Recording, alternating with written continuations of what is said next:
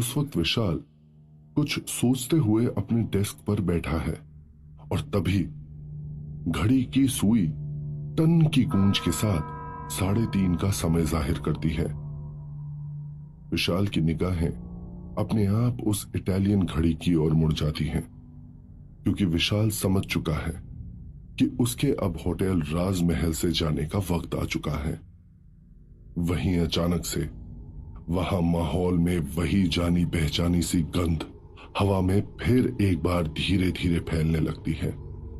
अभी विशाल अपने डेस्क से उठकर जाने की तैयारी कर ही रहा होता है कि अचानक से डेस्क पर रखा टेलीफोन ट्रिंग ट्रिंग के साथ बजने लगता है। वहीं घड़ी की सुइयां जो लगातार बेचैनी से लगातार टिक टिक करती जा रही हैं, उसे बाहर जाने का इशारा कर रही हैं। तभी बिना कुछ सोचे विशाल झट से टेलीफोन का क्रेडिल उठा लेता है, क्योंकि वो जानता है कि अब बस कुछ ही देर में आग दोबारा से होटल राजमहल में फैल जाएगी और वापस से सब कुछ अपने आप खाक हो जाएगा। लेकिन उसका जो काम है उसे तो वो हर हाल में पूरा करके ही रहेगा। वहीं टेलीफोन क्रेडिल उठाते ही फोन की दूसरी तरफ से एक बूढ़ी मगर घबराई हुई आवाज आती है। हेलो, क्या तुम मुझे सुन पा रहे हो? हमारे कमरे में आग लग गई है। मैं और मेरी वाइफ अकेले हैं। जरा हमारी मदद करो, हमें बचा लो। टेलीफोन पर बात करने के दौरान ही विशाल रूम नंबर देखता है, तो वो कॉल उसे रूम नंबर 5002 से आई होती है। वहीं आगे कुछ कहते हुए सामने से टेलीफोन कट जाता है और उस आवाज के मालिक की जगह टेलीफोन पर एक गहरी खामोशी तैरने लगती है। विशाल बिना कुछ सोचे जल्दी से लिफ्ट की ओर देखता है, जो धीरे धीरे आग में जलती जा रही है। उसके पास और कोई ऑप्शन नहीं होता उस वक्त, इसीलिए वो सीढ़ियों की ओर मुड़कर जल्दी जल्दी सीढ़ियां फांदता हुआ रूम नंबर 5002 की ओर बढ़ने लगता है। वहीं घुमावदार सीढ़ियों पर हर तरफ आग की हल्की हल्की लपटें उस वक्त नजर आ रही हैं। कहीं कहीं से सीढ़ियां अब जलने भी लगी हैं, लेकिन इस वक्त विशाल के दिमाग में जैसे एक भूत सवार है, इसीलिए वो तेजी से भागता हुआ रूम नंबर 5002 की ओर बढ़ता चला जाता है। अभी विशाल 5वें माले पर पहुंचा ही है कि उसे वहां सब कुछ पूरी तरह से जलता हुआ नजर आता है। कॉरिडोर से लेकर दरवाजे, दीवारों पर टंगी तस्वीरें, वहां मौजूद सारी चकाचौंध, यहां तक कि वहां होटल की सारी रौनकें भी जलकर लगभग नेस्ता नाबूद हो चुकी हैं। वहां मौजूद हर एक चीज, यहां तक कि आगे ऊपर पहुंचने की सीढ़ियां तक वहां जल चुकी हैं। सब जलकर बुरी तरह से खाक हो चुका है, राख में तब्दील हो चुका है। और उसके साथ ही वहां एक साथ कई सारे लोगों की चीखने की आवाजें भी आती जा रही हैं, जो धीरे धीरे शोर और बेचैनी में बदलती जा रही हैं। वहीं विशाल को ये चीखें बर्दाश्त नहीं होती और वो अपने कान पर हाथ रख लेता है। आखिर में मजबूरी में विशाल खाली हाथ वहां से वापस लौट आता है, क्योंकि वहां अब और ज्यादा देर ठहरना अपनी मौत को दावत देने जैसा होगा। वहीं सुबह अपने घर पहुंचने पर विशाल की गर्लफ्रेंड प्रिया पहले से ही वहां उसका वेट कर रही होती है और विशाल के अपने रूम के अंदर दाखिल होते ही प्रिया उस पर लगभग टूट पड़ती है। उसके गालों पर एक के बाद एक किस करने लगती है, उसके होठों की ओर बढ़ने लगती है। लेकिन विशाल अपनी गर्लफ्रेंड प्रिया से दूर हटते हुए कहता है, प्लीज प्रिया, मैं बहुत थका हुआ हूं, मेरा मूड नहीं है। वहीं विशाल की ये बातें सुनकर प्रिया नाराज होकर कहती है, तुम्हारे पास मेरे लिए भी वक्त नहीं होता? सारी रात मैं तुम्हारे प्यार में तुम्हारे लिए यहां इंतजार करती हूं और तुम हर बार सिर्फ यही कहते हो, आज मेरा मूड नहीं है। या फिर कुछ और बहाना कर देते हो क्या गया है तुम्हें? तभी विशाल कहता है, प्रिया, यू नो व्हाट, हमें हमेशा सिर्फ अपने बारे में ही नहीं सोचना चाहिए, क्योंकि दुनिया में और लोग भी हैं। हमें थोड़ी बहुत उनकी परवाह भी कर लेनी चाहिए। इस बात पर प्रिया कहती है, विशाल, आखिर तुम मुझसे ऐसी बातें क्यों कर रहे हो? तुम्हारा मतलब क्या मैं सेल्फिश हूं? विशाल प्रिया की ओर देखकर कहता है, प्रिया, यह सच है, कभी कभी तुम सेल्फिश हो जाती हो और सिर्फ अपने बारे में सोचने लगती हो। तभी इसके जवाब में प्रिया कहती है, मैं जानती हूं तुम जानबूझकर मुझे परेशान करने के लिए ये सब कह रहे हो। अब बताओगे भी कि क्या हुआ है तुम्हारे साथ? Why are you behaving like this? विशाल कुछ टेंस नजर आने लगता है और प्रिया की ओर देखते हुए कहता है, प्रिया, मैंने आज जो कुछ भी फेस किया होटल राजमहल में, उसकी वजह से मेरा मूड कुछ खराब है। तभी प्रिया विशाल को कुछ भी आगे बोले दिए बिना बोल पड़ती है, तुम और तुम्हारा ये मनहूस होटल राजमहल, तुम्हारा ये होटल तो जैसे मेरी सौतन बन गया है। विशाल चौंक कर प्रिया की ओर देखता है। वहीं प्रिया घूरकर विशाल की आंखों में देखकर कहती है, विशाल, अब सच भी कह दो, तुम्हारा मन मुझसे ऊब गया है ना? कोई और लड़की तुम्हें पसंद आ गई है ना? इस बात पर विशाल गुस्सा हो जाता है और कहता है, प्रिया, इनफ! ये क्या बचपना है? तुम हर बार लड़की लड़की का रट लगाए रखती हो। क्या तुम्हारे दिमाग में इसके अलावा कुछ और नहीं चलता? तुम्हारी छोटी सी जिंदगी है, तुम बस उसी में उलझ कर रह जाती हो। जरा बाहर निकलो अपनी दुनिया से और जाकर देखो दुनिया में और क्या क्या हो रहा है। इस बात पर पलटवार करते हुए प्रिया गुस्से से कहती है, अब तुम ना अपने काम का गुस्सा मुझ पर निकालने लगे हो। बस करो, मुझे नहीं सुनना तुम्हारा कोई लेक्चर। इतना कहकर प्रिया वहां से पैर पटकते हुए चुपचाप से चली जाती है। तभी बंसी अचानक से फुसफुसाता है, अच्छा हुआ ये गुस्से में यहां से चली गई, बहुत विशाल के सर पर चढ़ रही थी। तभी बंसी की बात को काटते हुए मुरली बड़बड़ाता है, अबे, तू कभी भी कुछ भी बोलता है। प्रिया इकलौती गर्लफ्रेंड है इसकी, इसे छोड़कर भाग जाएगी तो फिर क्या ये प्यार तुझसे करेगा? इतना सुनते ही विशाल जोर से चिल्लाता है, तुम लोग बस भी करो अब। तभी बंसी बोलता है, हमने कहा कुछ बोला? उसकी बात पर शय देता हुआ मुरली बोलता है, सही बोला तूने, शुरुआत तो इस चुड़ैल ने की थी। विशाल इरिटेट होकर कहता है, चुप! तुम दोनों में से अब कोई भी एक शब्द नहीं बोलेगा। इतना सुनते ही मुरली और बंसी दोनों गधे की सींग की तरह वहां से गायब हो जाते हैं और उनके जाते ही पूरे कमरे में एक शांति फैल जाती है। वहीं विशाल अपने कमरे में सो जाता है और दोबारा से रात होने का बेसब्री से इंतजार करने लगता है, क्योंकि पिछली रात जो कसर बाकी रह गई थी उसे आज की रात वो कैसे भी पूरा करके ही रहेगा। वहीं रात 11 बजते ही विशाल सीधे रूम नंबर 5002 पर पहुंचता है। विशाल जैसे ही कमरे में दाखिल होता है, एक बूढ़ा आदमी जिसकी उम्र तकरीबन 75 के करीब होती है, विशाल को वहां कमरे में आता देखकर चौंक जाता है और पूछता है, बेटा, तुम कौन हो? मैंने तो तुम्हें पहचाना नहीं। विशाल बूढ़े की बात का जवाब देते हुए कहता है, अंकल जी, मैंने अभी अभी होटल ज्वाइन किया है और मैं यहां आप लोगों के बारे में पूछने आया हूं। तभी बूढ़ा आदमी उम्मीद भरी नजरों से देखकर विशाल को कहता है, बेटा, हम लोग तो यहां अपने बेटे का इंतजार कर रहे हैं। उसने कहा था हमसे कि आप लोग बस यहाँ थोड़ी देर रुक जाइए, फिर मैं आप लोगों को सीधे यहाँ से अपने घर लेकर जाऊंगा। लेकिन बेटा, वो अब तक आया नहीं हमें यहाँ से ले जाने के लिए।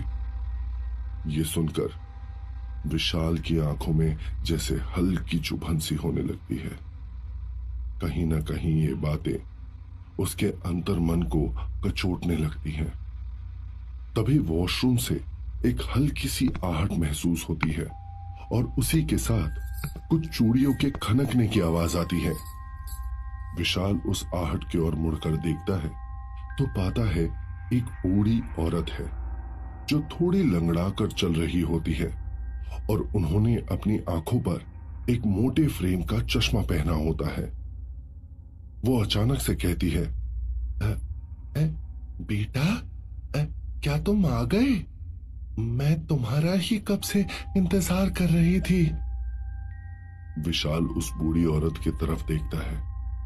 उन आंखों में जैसे अपने बच्चे से मिलने की तमन्ना छलक रही है। तभी वो बूढ़ा आदमी बोल पड़ता है, नीलेश की माँ, ये नीलेश नहीं है, ये लड़का तो यहाँ काम करता है। तभी बूढ़ी औरत कहती है, ओह, मुझे लगा मेरा बेटा आया है। क्या करूं बेटा, मेरे घुटने में ना बहुत तेज दर्द होता है।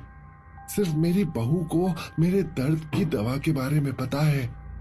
मुझे बहुत तकलीफ होती है उठने और बैठने में। और ऐसा कहते हुए बूढ़ी औरत अपने पति की तरफ देखने लगती है और कहती है, जब मेरा बेटा नीलेश आएगा ना बहू के साथ, तब वो मेरे घुटने की अच्छे से मालिश कर देगी। ये सब सुनकर विशाल बहुत बुरा फील करता है। उसकी आंखें जो अब तक सिर्फ नम हो रही थी, उनमें अचानक से आंसू नजर आने लगते हैं। तभी विशाल उस बूढ़े आदमी और औरत की तरफ देखकर कहता है, अब अंकल जी, मैं बात करूं उनसे? मैं उन्हें यहां जल्दी आने के लिए कहूंगा। तभी वो बूढ़ा आदमी विशाल की तरफ देखकर कहता है, नहीं नहीं बेटा, उसको फोन नहीं करना। अगर किसी काम में फंसा होगा तो खामखा परेशान होगा। वो अपने आप आ जाएगा फ्री होकर और मुझे और गायत्री को यहां से ले जाएगा। विशाल सोच में पड़ गया कि ये बूढ़े माँ बाप आज भी अपने बेटे और बहू के बारे में ऐसा सोचते हैं। मौत के बाद भी इनका जमीर आज भी उसी तरह से बना हुआ है जैसा एक इंसान में जिंदा रहते हुए भी नहीं बन पाता। वहीं ये सब सोचते हुए विशाल वहां से चला गया और सीधे अपने रिसेप्शन डेस्क पर पहुंच गया। उस वक्त उसके दिमाग में बस एक ही सवाल चल रहा है कि क्या नाम है इनका और क्या इनके बारे में कुछ पता चल सकता है क्या। इसीलिए वो रजिस्टर खोल के देखने लगा कि इन बूढ़े दंपत्ति का कोई इंफॉर्मेशन वहां मिल जाए। ढूंढते ढूंढते उसकी नजर रजिस्टर के एक पन्ने पर आकर ठहर जाती है। Room number 5002, name mister Ashok Paswan and missus Gayatri Paswan. Oh, तो इनका ये नाम है। विशाल नाम और इन्फो पढ़ते हुए खुद से ही बड़बड़ाता है और आगे इनके वोटर कार्ड और बाकी के चीजों को वहां डेस्क में चेक करता है, जहां उसे कुछ भी नहीं मिलता। लेकिन इन दोनों दंपत्ति के अलावा उस रजिस्टर में और कोई नाम नहीं होता और न ही डेस्क में ही कोई अलग से इंफॉर्मेशन उसे हासिल हो पाती है। और तो और इनके बेटे के बारे में भी विशाल को कुछ मालूम नहीं चल पाता। विशाल को सिर्फ ये पता है कि इनके बेटे का नाम नीलेश है और सरनेम पासवान है। विशाल इस मामले के बारे में काफी गहराई से सोचने लगता है और एक कमरे के पास से होकर गुजर ही रहा होता है कि एक हाथ विशाल को सीधे एक अंधेरे से भरी जगह में अपनी ओर खींच लेता है, जिससे विशाल हैरान होकर थोड़ा डर जाता है और अंधेरे में उन हाथों की तरफ देखने लगता है जिसने उसे अपना निशाना बनाया है। ये कोई और नहीं बल्कि मल्लिका शेखावत होती है, जो लगातार उसके गालों को प्यार से चूमने लगती है और विशाल को उसे प्यार करने को कहती है। विशाल, आई नीड योर लव।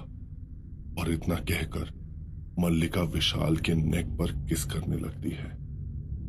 विशाल को थोड़ा ऑड फील होता है, जिस वजह से वो खुद को मल्लिका से दूर करते हुए कहता है, प्लीज मैम, आप ये क्या कर रही हैं? मैं आपको पहले भी बता चुका हूं ना, मेरी गर्लफ्रेंड है प्रिया।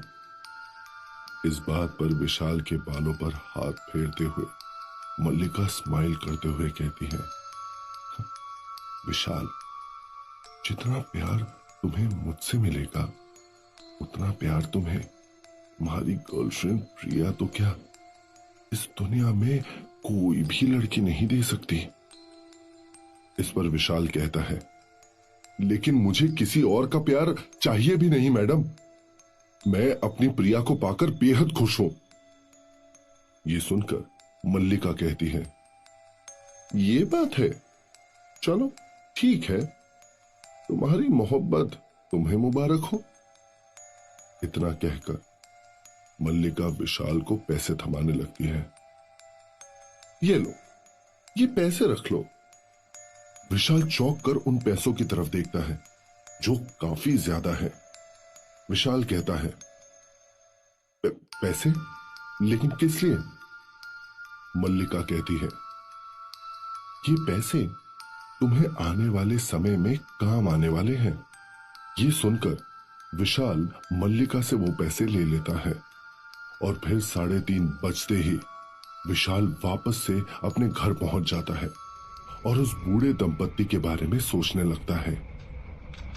वहीं अगली सुबह एक बड़ी सी कार आकर सीधे जयपुर के फायर ब्रिगेड के ऑफिस के सामने रुकती है और उस कार में से एक सूट बूट पहना हुआ आदमी बाहर निकलता है, जिसने काले रंग का महंगा चश्मा लगा रखा है और गर्दन पर एक टाई लटक रही है और हाथ में इस वक्त एक मोटी सी फाइल है।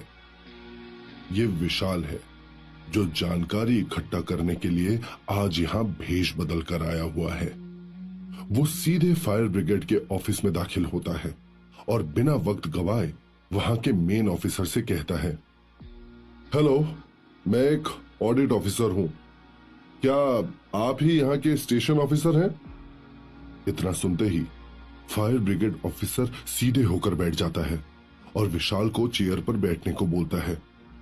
जी सर, मैं ही स्टेशन ऑफिसर हूं। जी बोलिए, मैं आपकी क्या मदद कर सकता हूं? विशाल कहता है, दरअसल मैं सेंट्रल गवर्नमेंट का ऑडिट ऑफिसर हूं और यहां आपके सारे डॉक्यूमेंट्स को देखने के लिए आया हूं। विशाल आगे पूछता है, आपके यहां जयपुर में होटल राजमहल में आग लगी थी ना, जिसमें काफी लोगों की जान चली गई थी? ये सुनकर ऑफिसर जवाब देता है, अब जी सर, यस सर, मुझे अच्छे से याद है, ये 2016 की बात है। हादसे में काफी लोगों की मौत हो गई थी, लेकिन इस हादसे को तो 7 साल गुजर गए हैं। अभी ये केस से आपको क्या लेना देना है? ये सुनकर विशाल जवाब देता है, हाँ, दरअसल पिछले 1 महीने से हमारे ऑफिस में काफी सारी कंप्लेंट्स आ रही हैं, जिसमें से कई लोगों को अब तक उनका कंपनसेशन अमाउंट आज तक नहीं मिला है। इसीलिए मुझे उस हादसे से जुड़ी लोगों की फाइल्स की डिटेल्स चाहिए कि कौन कौन उस हादसे में मारा गया था और किस किस को कंपनसेशन अमाउंट मिले थे या नहीं। मैं बस यही जानना चाहता हूं। अब यस सर, मैं आपकी जरूर मदद करूंगा। इतना कहकर फायर ब्रिगेड का वो स्टेशन ऑफिसर 2016 की फाइल लेने चला जाता है। वहीं थोड़ी देर बाद विशाल चाय पीते हुए उस 2016 की फाइल, जिसमें होटल राजमहल हादसे में मौत हुए लोगों की डिटेल्स मौजूद है, उसको पढ़ता हुआ आखिर में एक नाम पर आकर ठहर जाता है, क्योंकि पूरी फाइल में सिर्फ एक ही इंसान होता है जिसका नाम पासवान सरनेम के साथ होता है, नीलेश पासवान। तो अब क्या होगा आगे कहानी में? कैसे विशाल मिला पाएगा उस बूढ़े दंपत्ति को उनके बेटे से?